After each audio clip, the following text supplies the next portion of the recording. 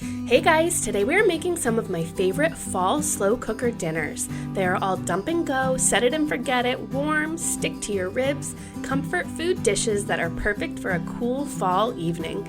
We will be making Mississippi pot roast, beer brats with onions, autumn squash soup, chicken chili, baked ziti, and creamy beef stroganoff.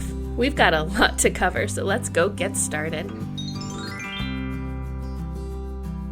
So let's start out with our Mississippi pot roast here. Now this recipe has been circling the internet for a while now, so if you have not tried it yet, this is your sign to do so. It is so good.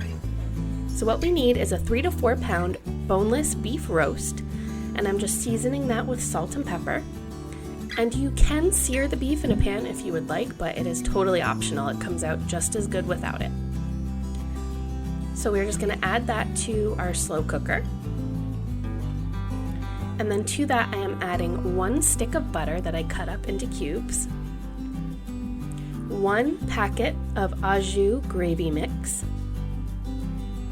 1 packet of ranch seasoning mix, and then I have some pepperoncini peppers and the juice. Now that is optional on how much you want to add. Pepperoncinis and banana peppers have a tiny kick to them, but it's mostly just a very acidic vinegar flavor. So I add about 1/4 cup of the pepperoncini juice and a bunch of the pepperoncini rings because we love them in my house.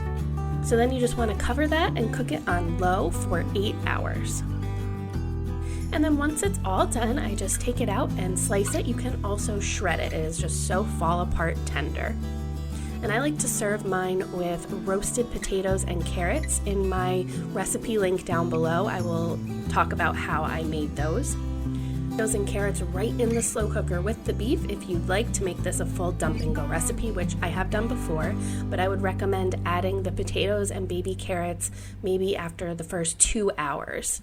So that way they won't be completely falling apart and mushy. So super quick and easy, but the flavor combination is just amazing. To our slow cooker beer brats, you're going to need 1 large onion, thinly sliced, and I'm just adding half of the onions to the bottom of the slow cooker. And then I am adding 1 tablespoon of brown sugar. And then to the top of those, I am adding 1 pound of bratwurst. That's usually about a package of 5. I left 1 out for my toddler, and that's something to consider if you are making this for kids. I don't know how much of the alcohol burns off in the slow cooker, so that's just something to consider. Maybe leaving 1 on the side. So then I'm adding the other half of the sliced onions and 1 more tablespoon of brown sugar. And then to the top, we are going to add 6 ounces of a dark or amber beer. And I am going to dot the top with 2 tablespoons of butter. And we just want to cook that on low for 5 to 6 hours or high for 3 to 4 hours. Now this is a totally optional step, but if you want to get some texture and like some crust on the outside of the sausages when they're done, you could throw them on a grill for just a few minutes or throw them into the oven for about 5 minutes at 400 degrees, and then it'll get that nice crispy grilled exterior. And then we like to serve these on nice soft buns with some golden mustard and the caramelized beer onions. This is such a great like Sunday football dinner kind of food, or for an Oktoberfest party. I've done that before, and it's so great because you can double the recipe really easily, and then you don't have to be standing over the grill all day. And they are just so smoky and sweet and savory all at the same time. Oh, they're so good and such a crowd pleaser. Next up is my autumn squash soup. So to the slow cooker, I am adding 1 small onion diced, 1 medium butternut squash that I cubed up, about 3 cups, about 2 cups of baby carrots or 2 to 3 large carrots peeled and chopped, half a can of pumpkin puree, and then you want 3 cups of vegetable or chicken stock to that. And then I'm going to add 2 tablespoons of brown sugar, salt and pepper to taste, about a half a teaspoon or so, a half a teaspoon of cinnamon, a pinch of nutmeg, And then we are just going to cook that on low for 5 hours. And when it's all done and everything is nice and tender, we are using a stick blender here to puree everything. You could also transfer this to a traditional blender. And then once that is all nice and smooth, I'm going to stir in a half a cup of heavy cream. And then of course taste and add any additional spices you may need. I love to serve this with some nice toasted walnuts or pecans. You could also use pumpkin seeds. It has become a tradition that we actually have this for lunch after going pumpkin picking, and it's just so nice and warm and satisfying after being out in the cool air all day. Great for a lunch or quick, easy dinner.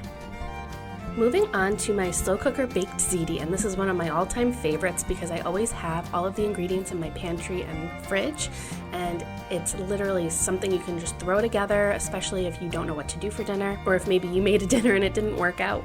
So I have 1 pound of dried ziti that I'm adding to my greased slow cooker, and to that I am adding 48 ounces of marinara sauce, store-bought or homemade, 15 ounces of ricotta cheese, and 1 cup of shredded mozzarella cheese, and we're just going to give that a nice stir, and then top it with another cup of shredded mozzarella cheese.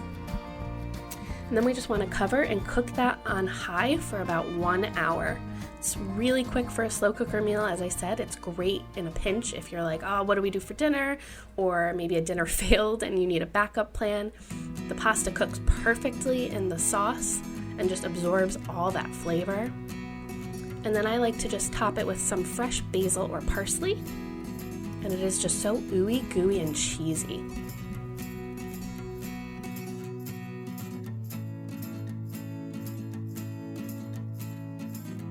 And you even get those super crispy bits on the edges like you would if it was baked in the oven. Is my slow cooker chicken chili. So to my crock pot, I am adding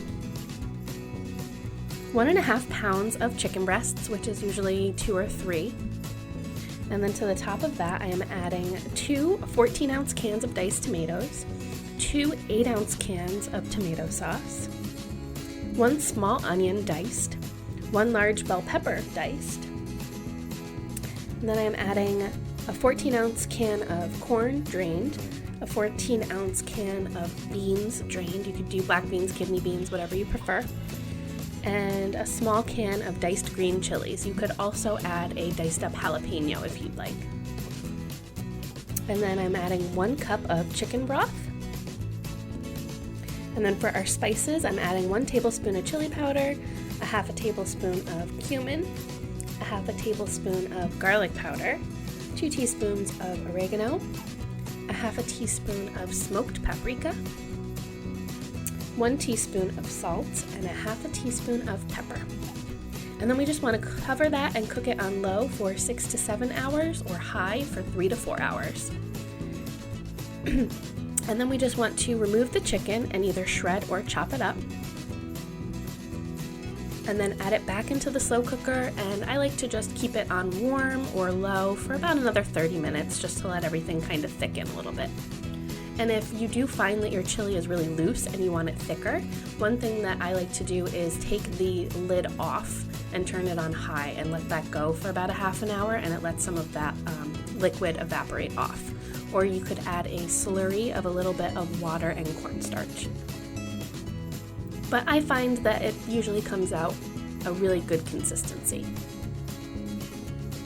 I like to serve mine with some sour cream and some tortilla chips on the side. Again, this is great football food. It's great to bring to a party. Great for a quick weeknight dinner on a chilly fall day. And it's super customizable. You can add more spice to it, or keep it a little more mild, and it freezes really well. I actually will put this in 1 pound containers and put it in the freezer, and it's a great lunch or dinner. And last but certainly not least is my slow cooker beef stroganoff. This one is just so comforting. It's one of my favorites, and I don't know what it is, but it just smells extra good when it's cooking. Anytime I make this and my husband walks in the door from work, he's like, Oh, what is cooking? It's just so warm and inviting. So I have 2 pounds of beef chuck that I cubed up, and in a bowl I'm tossing that with a 1/4 cup of flour and 1 teaspoon of salt and a 1/2 teaspoon of black pepper, and then we're just going to add that into our slow cooker. And to that I am adding 1 small onion diced and 8 ounces of mushrooms, whether you want them sliced, diced, totally up to you. 2 cloves of garlic minced, 1 1/4 cup of beef broth, and 2 tablespoons of Worcestershire sauce. And we just want to cook that on low for about 6 hours. And then once that 6 hours is up, I am going to stir in 8 ounces of sour cream. I would recommend letting the sour cream sit out for a little bit so it's not icy cold from the fridge, because if that happens, it will kind of break apart a little bit in the sauce. And then we like to serve this with buttered egg noodles. You could also use instant mashed potatoes if you're looking for something really quick. There are tons of options. And I like to garnish it with some fresh parsley.